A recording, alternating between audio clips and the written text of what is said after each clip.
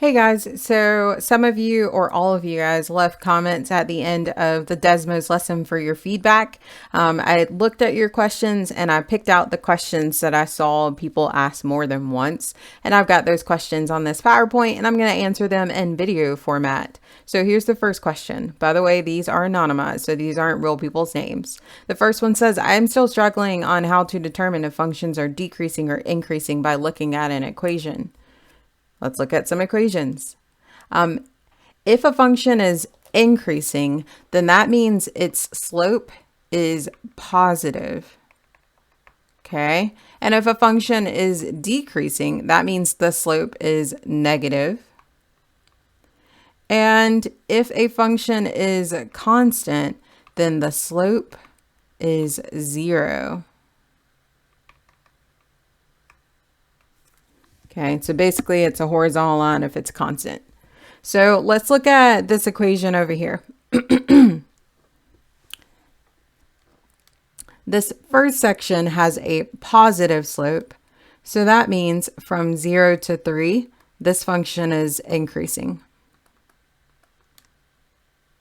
The second section has a slope of 0. It's just a horizontal line. So that means it's constant from 3 to 8. All right, this third section has a positive slope, which means it is increasing from 8 to 15. And then the last section has a negative slope, so it's decreasing from 15 to 18.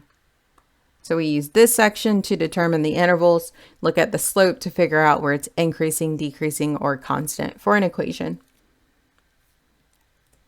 All right, next question. This person said they messed up some parts on the big list with maximum and minimum. So I'm just going to give you guys a visual here. Here's a graph I just randomly drew. Maximum is there, minimum is there, and that's it. All right, this person said, I don't really know point slope form. Well, James Maxwell.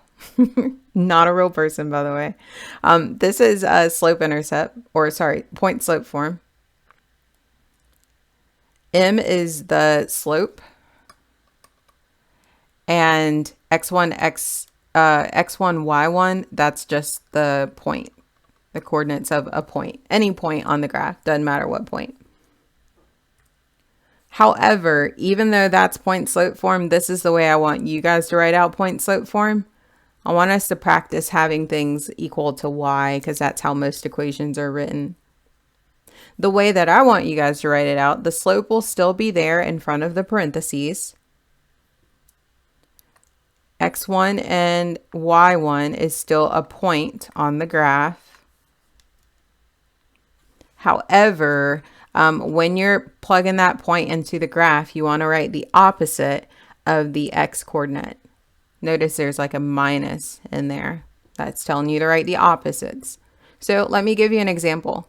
Let's say that the slope is equal to 3 for a line, and this line passes through a point at -5, +2. We're just going to plug all this stuff into point slope form. So the slope is 3. There's a point at -5, +2, but we got to write the opposite of the x coordinate, and the y stays the same. And that's point slope form. Next question. This person said, I feel pretty confident in this. I struggled with finding the domain, range, and constant with an equation. We've already talked about constant way at the beginning of this video, but constant is just where it's a slope of 0. So you don't have a slope at all.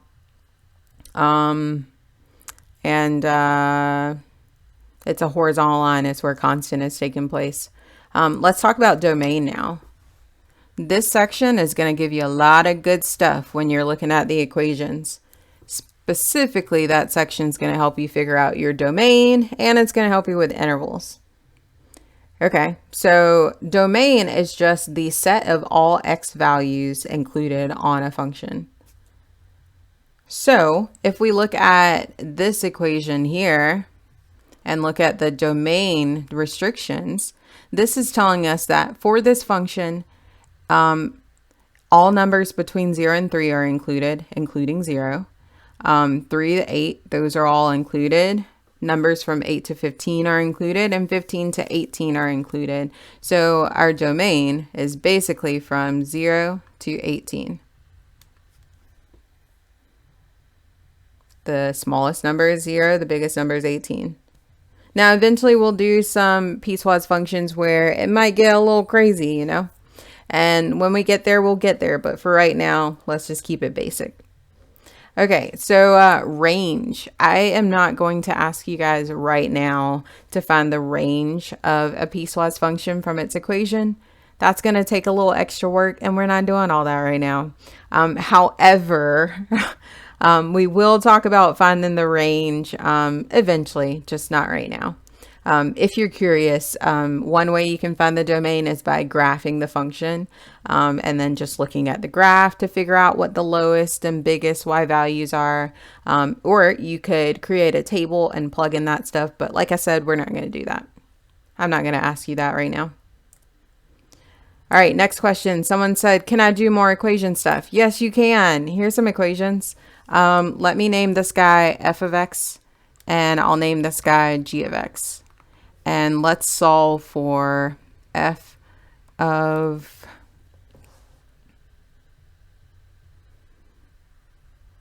let's do f of 11 here. And then let's do g of 12 over here. All right, so you remember earlier when I was like, hey, this section's going to give you a lot of good stuff. Well, we're about to use that stuff now. When you're doing function notation and you're plugging in numbers, the first thing you want to do is figure out what number you're plugging in. So for f of 11, we're plugging in 11 for the x. So now you want to look over here at the domain restriction and figure out where 11 falls under. Is 11 between 0 and 3 or equal to 0? Is 11 between 3 and 8 or equal to 3? Is 11 between 8 and 15 or equal to 8? Or is 11 between 15 and 18 or equal to 15 and 18? And hopefully you're like, hey, 11's between these numbers. So that means you're going to use this equation. So here we go. 2/3 times 11 minus 8 plus 6. 11 minus 8 is 3. 2/3 times 3 is 2, and 2 plus 6 is 8. And that's it. Okay, so we'll do the same thing for g of 12. We'll look over here at the restriction, figure out which one we use. 12 is between 10 and 15, so we're going to use this equation and plug it in.